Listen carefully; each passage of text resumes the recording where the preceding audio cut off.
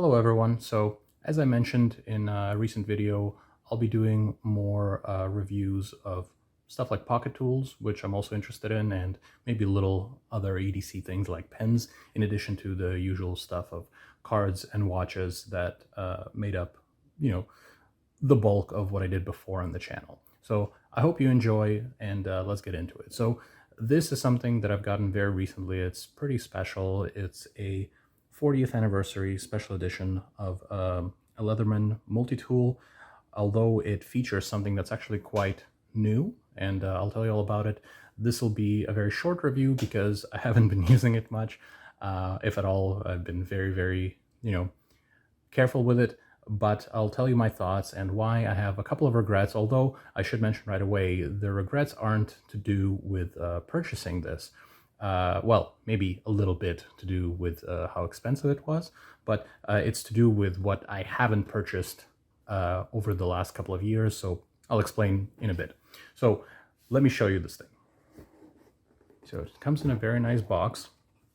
So it's known as the Leatherman Garage number 5. Ooh, knock my light off a little bit. Let me fix it. There we go. So Leatherman Garage is a series of limited edition tools that Leatherman releases, and this one is for their 40th anniversary. They were founded, I believe, in 1983, if I understood correctly, and this is a limited series of 1983 of these Leatherman Garage number 5s that they released to celebrate. So it's something that they are doing every now and then, where they'll try adding something new to their tool line, and they'll do it first in this kind of limited release, and then maybe it makes it into their regular tool line. So let me show you. So it comes with this nice leather sheath that I'll just leave it in there. It's actually not all that important in the grand scheme of things. The star of the show is the tool itself. Let me work it out of there. This is the box that it came in. So as you can see, it has a very nice color palette that you don't usually get on their tools. So it's Cerakoting, and the big stars of the show are the blade that it has, right? It's made of MagnaCut steel, which is, one of these new super steels that's supposed to be super low maintenance, very easy to sharpen, but holds an edge very well, is very tough, and is stainless steel, so it'll resist corrosion very well. And this is something that I think this is the most premium steel that they've ever used in one of their tools, and it's really cool to see them use it in a multi-tool. So close that up.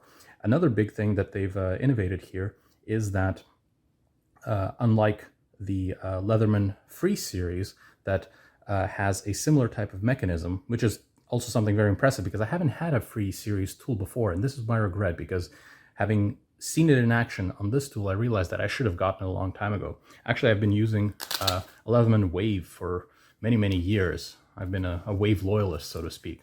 So here's my old Wave. And like I said, the system from the Free series, where all the tools are accessible with one hand, including the bit drivers and especially the scissors, that's been the biggest improvement, I think, for over the Wave, for example, where you can really get to everything one-handed.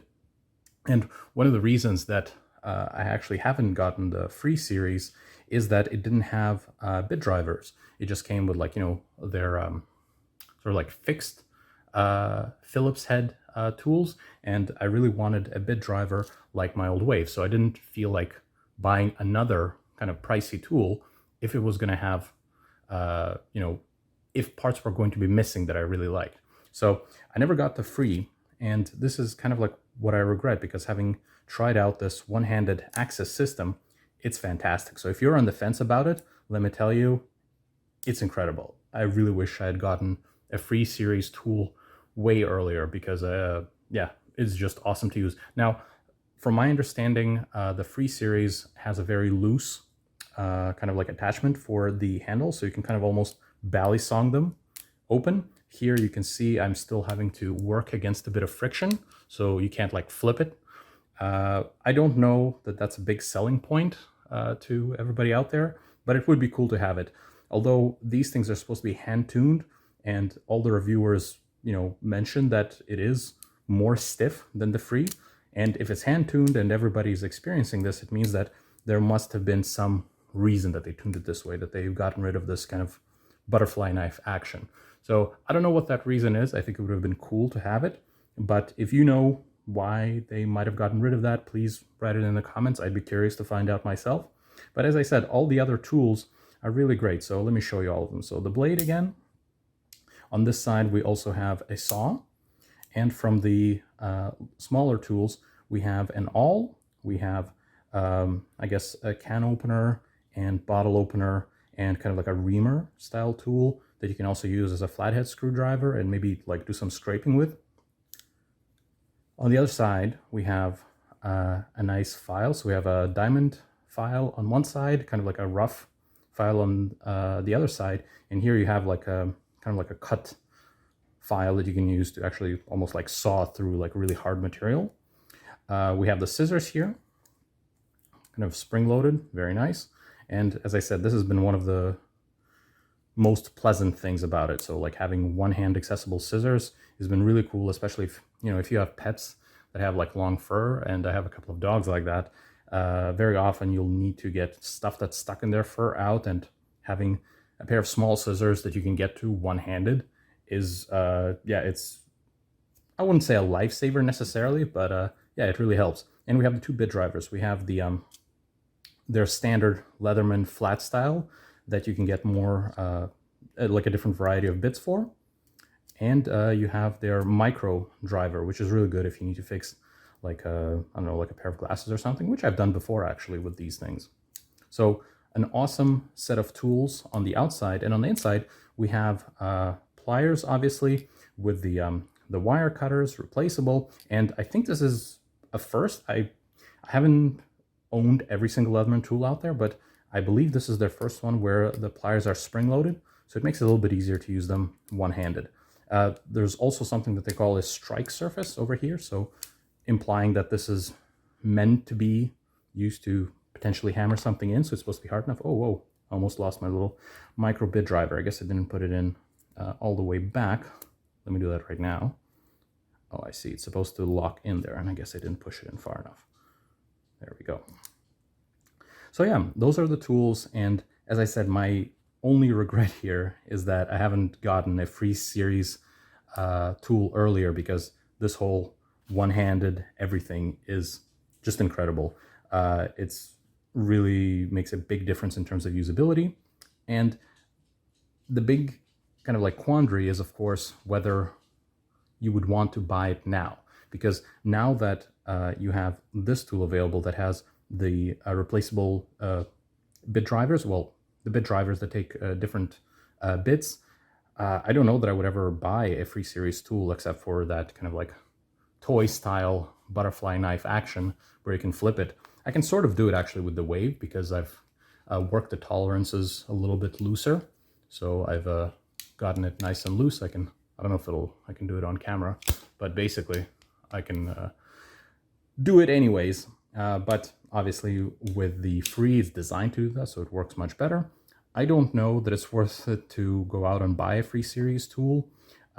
If for some reason you don't have one of these, if you didn't get your hands on one, I'm glad I did, because hopefully now that they've made this advancement of combining the one-hand access system of the free with these kind of like better tool sets, they should incorporate that into newer tools going forward. So the Arc, I believe, is something that been floated as including all these features, but in a non-limited edition tool. So who knows how much of that is true and what that'll look like in the end, but I don't know that I would go out and buy a free series now. I would maybe wait a year to see what they'll do with their regular line of tools now that this has come out. Now, if you're still on the Wave like I was for years, and you actually really like the way the free series looks, and you don't mind the lack of the bit drivers, I guess I'll go out and buy one. Like, why not? If you don't need the Magna Cut steel, and let's be honest, nobody really needs it. It's a cool thing to have, but definitely not a necessity. If you get a chance to get your hands on one of these though, I would definitely grab one. I'm really happy that I did. It was pricey. It was like 300 bucks, which is twice as much as a free series tool or a wave, or what's the kind of like survival one called? I forget. But I'm sure those of you who are into Leathermans know the one that I mean. So it was twice as much as any of those, but I believe that it's worth it because it's kind of like the perfect tool. It combines all the best features of the wave and the free. So I'm very happy that I got my hands on one. And if you're kind of like struggling with the decision, if you can afford it, I believe this is kind of the best tool that they make right now. If you don't need all the extra fancy bits like the MagnaCut blade and the replaceable bit drivers, then, go for the free. I really regret not getting one. I'm not going to get one now since I have this, but if you don't need those, you can save a lot of money just by getting the free, and I've really gotten to see the value of that type of one-handed access system. So hopefully you found this video useful if you're considering buying any of these. This has just been my opinion. I'm not an EDC guru or anything like that, just my take on it as a collector. So hopefully it's helped you if you're considering one of these, and I'll see you on the next video. Bye.